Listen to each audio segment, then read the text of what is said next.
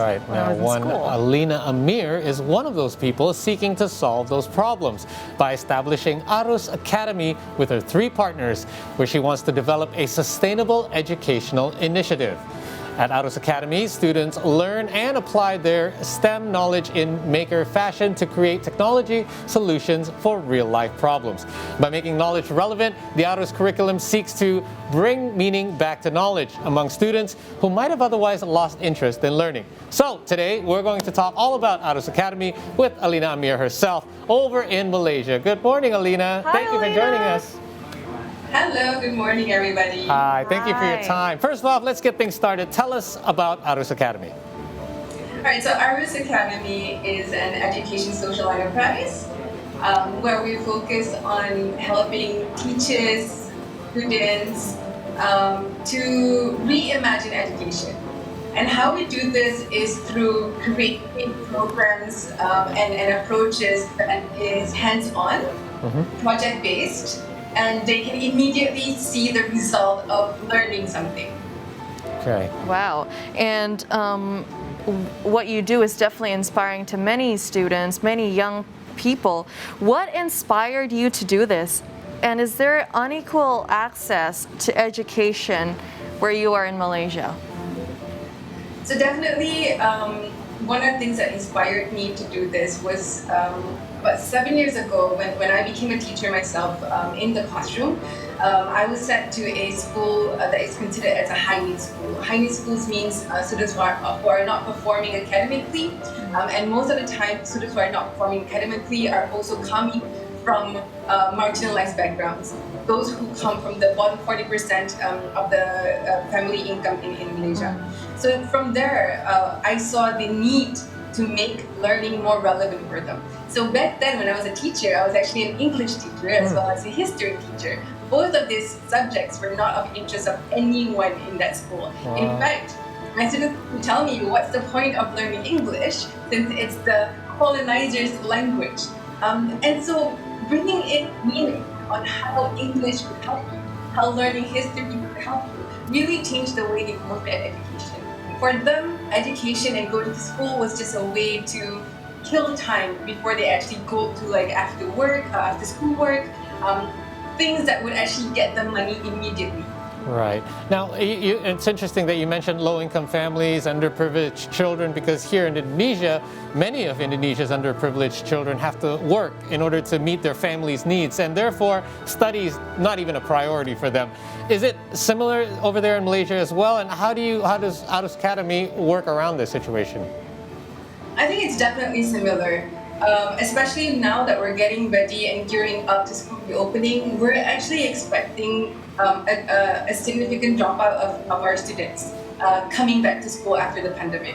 And all of this is because throughout the past months, students have explored other ways to kill time instead of going to online learning, etc.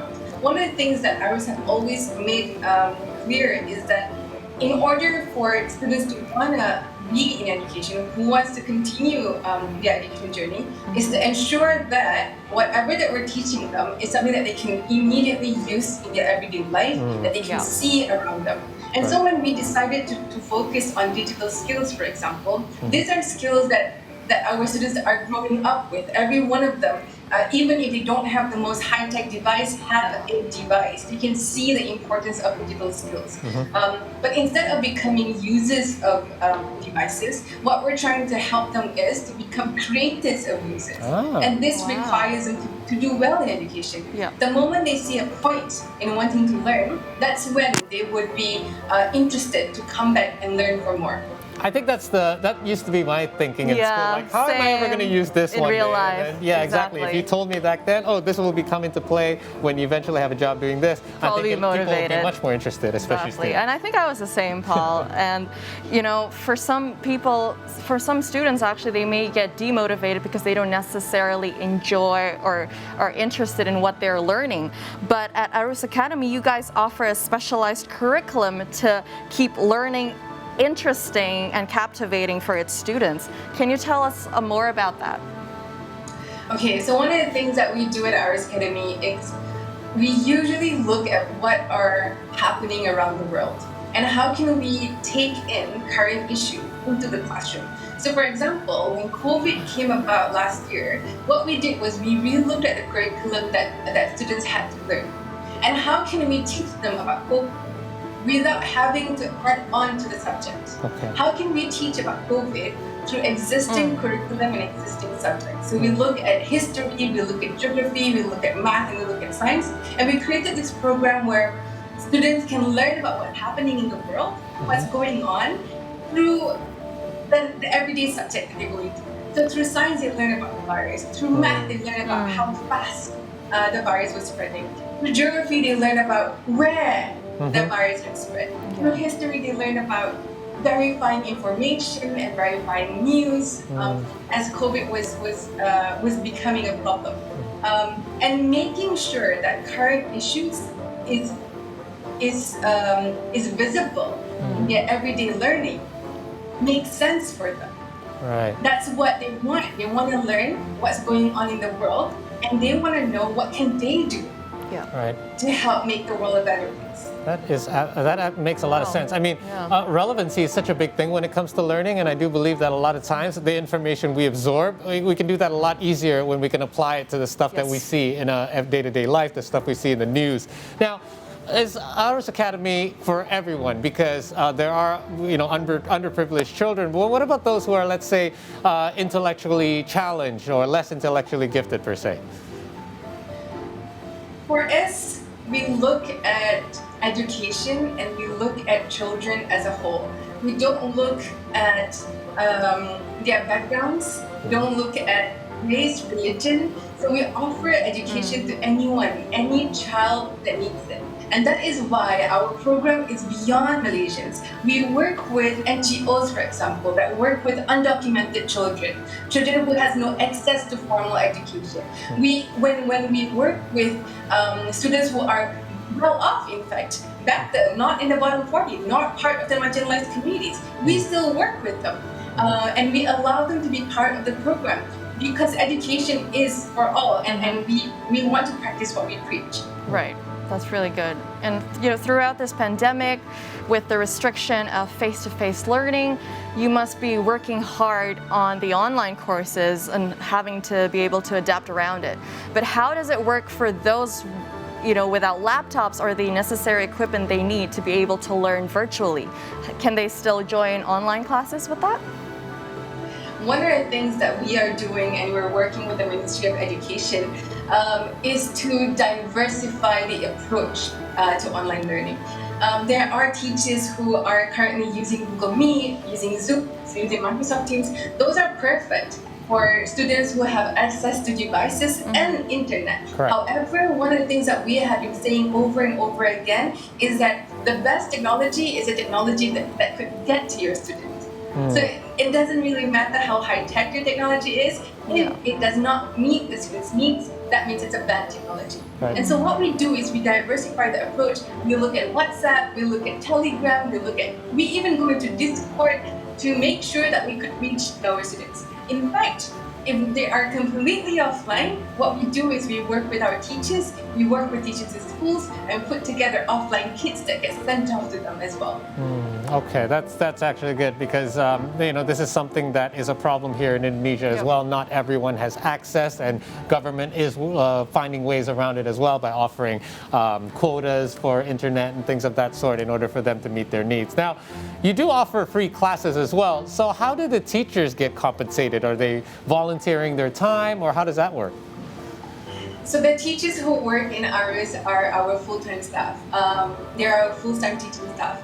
And how we have been generating income is that we work with private corporations. So we work with international institutions like UNICEF Malaysia, for example. We work with corporate partners like MasterCard, PwC Consulting. For those corporate partners who are running their education corporate social responsibility, they run their education programs through us. And that's one of the ways we generate income. As a social enterprise, it is required of us to be sustainable on our own. whenever we generate profit, that profit goes back into the community to build more programs that are free for both teachers and students to be part of. So it's basically somewhat self-sustainable. It just goes in a cycle. That is great. That's a great system. Now, if someone obviously wants to make donations because this is for such a great cause, how are they able to do it? Do they make personal donations, or how do you support additional funding? So what we do is we do have a platform online to our website for those who are interested to contribute to our cause. You can just go to arusacademy.org.my and you can donate as an individual, donate as a corporate. We have a bunch of programs that do not have any funding, but it's being conducted out of our own effort. To ensure that all of our students are able to be part of our programs.